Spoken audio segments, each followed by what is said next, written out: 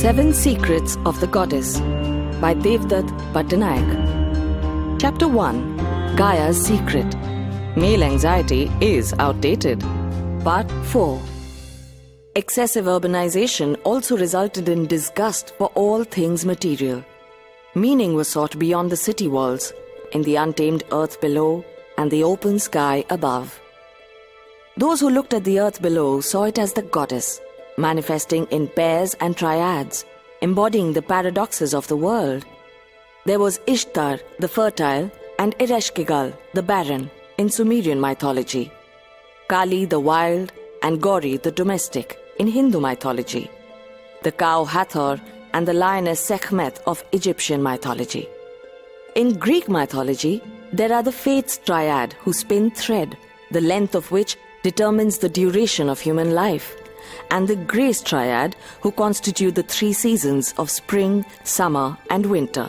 Thus, the world is seen in feminine terms. But gradually, the gaze turned upwards towards the sky. Gravity became a fetter, the earth a trap, and women bondage. Escape was sought. The serpent, messenger of the goddess, was rejected in favor of winged beings or angels who take humanity to higher realms above the earth. In biblical mythology, the serpent becomes the symbol of the devil, he who disobeys and tempts others to disobey. God, who makes all the rules, becomes male and resides in the sky. Prophets carry his word to earth.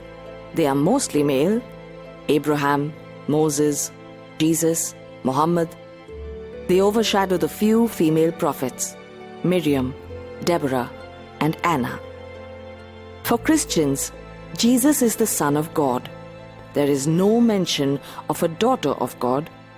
Mary was voted, only in the Catholic tradition, as the Mother of God, an eternal virgin celebrated as she conceives immaculately.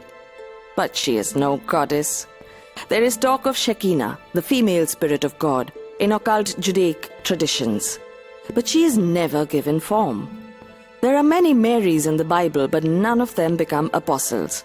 Not even the 3 Marys who witnessed Jesus' crucifixion and are the first to know of his resurrection. In Arthurian legends that became popular in medieval Christian Europe, woman is the damsel, symbol of purity, who has to be constantly rescued by the knight in shining armor. She is also the dangerous witch.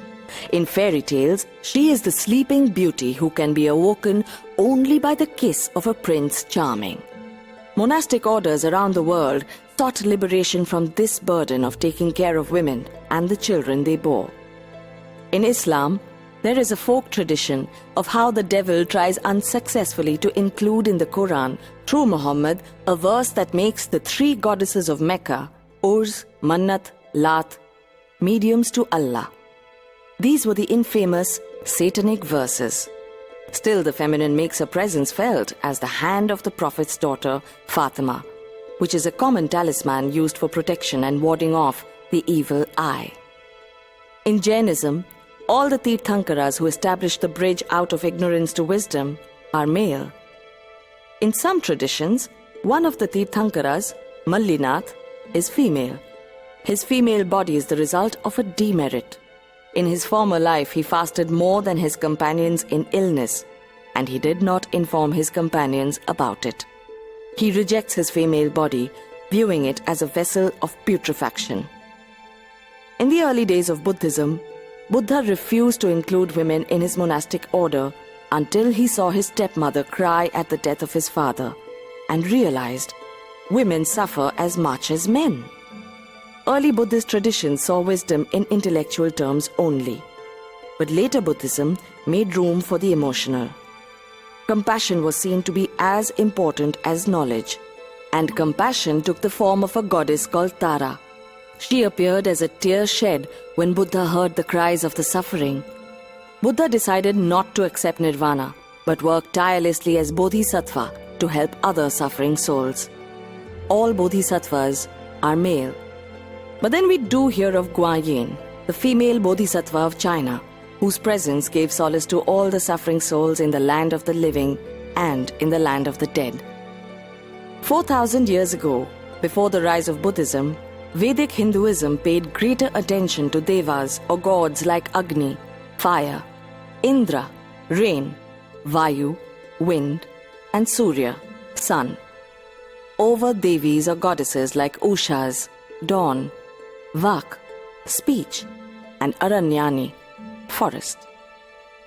Since 2000 years after the rise of Buddhism, in Puranic Hinduism, the gods gave way to God, Bhagwan, Ishwar.